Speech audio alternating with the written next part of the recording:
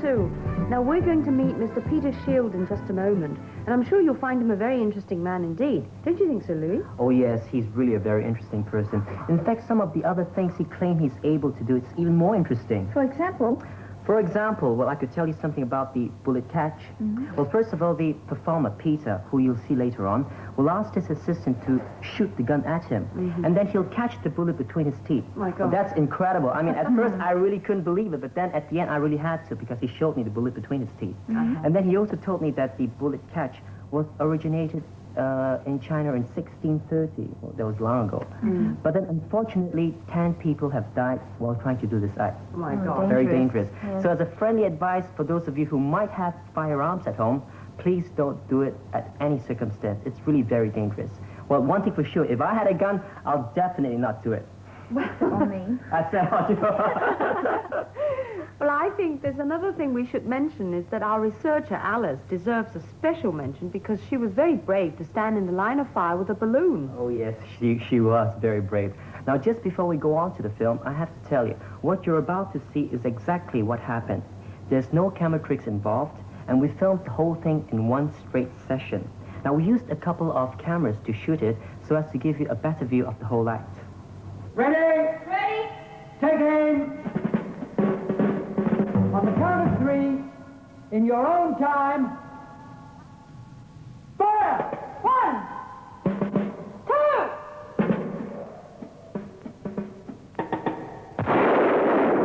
Okay.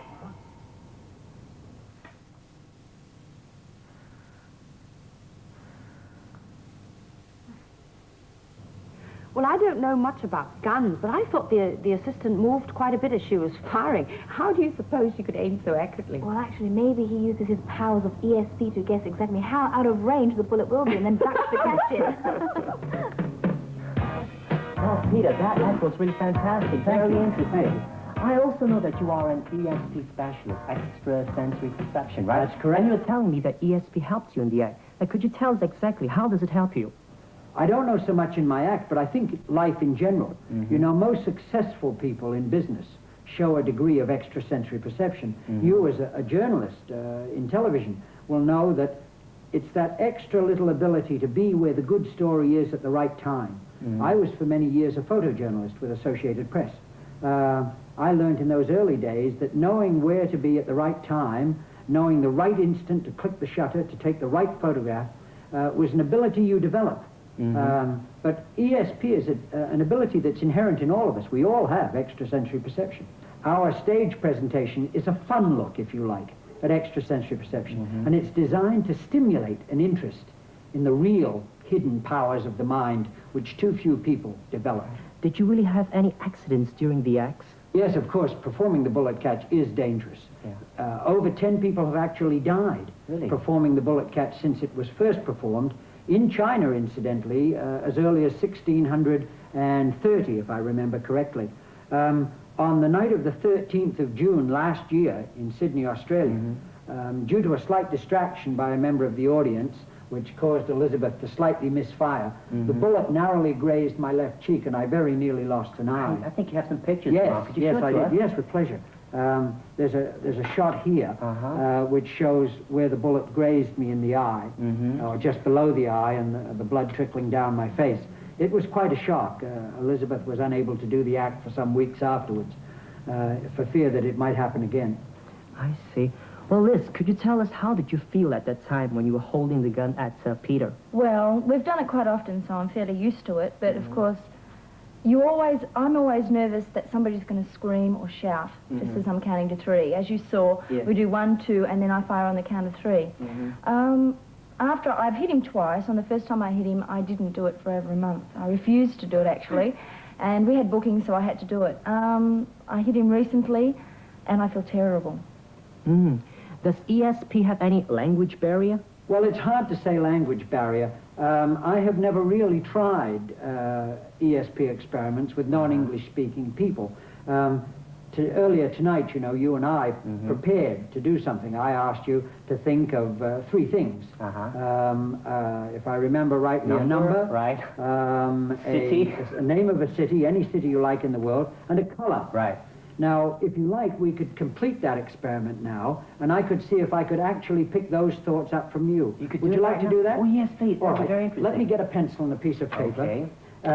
You remember that I drew a circle for you Yes. on the piece of paper, and I drew 2 lines. And I asked you to concentrate on that shape. Yes. Now, what I want you to do is just to close your eyes for a moment and imagine, if you will, that you're standing on a beach, that all you can see is sand. I want you then to imagine, again using your imagination, that you see a stick lying in the sand.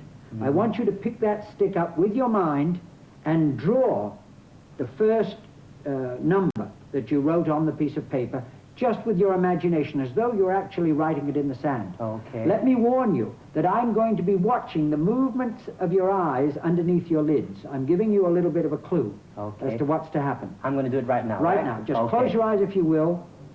Can you see that beach in your imagination? Yes. Now pick up that stick and slowly start to draw the number.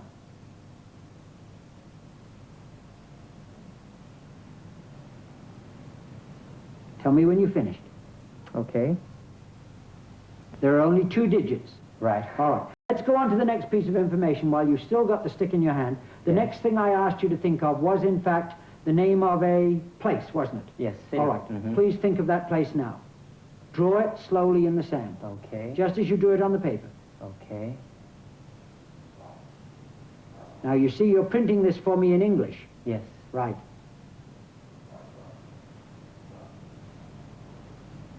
Okay. Good. And now the last item was the color. Right. Would you think of that color, please, for me? Do the same thing, right? Yes, just think of the Okay. color this time. Just Do don't I write need to anything. write it down? No, no, just think of the Okay. color. No, I'm not getting a thing. Think of the color. I'm sorry. Now, is this a color? Now, you're tricking me. This No, no, is no, no, either- no. I'll... Go on. I'm sorry. Got too many colors right now inside my mind. Okay, okay, I'll try to concentrate. Right, I got it now. Yes. But I'm still looking at a blank. That has to be white. Was the color white? Right, yeah. All right. The color was white. The name of the place was London, and the number was 13. Yes, yes, Correct? yes. Fantastic. How did you do it? Very well. It's interesting, really. Amazing. It's a fascinating subject, and it's a lot of fun. And as I said, it's really, this sort of experimentation is really only designed to stimulate people's interest, to search for the truth, as I've been doing for 14 years.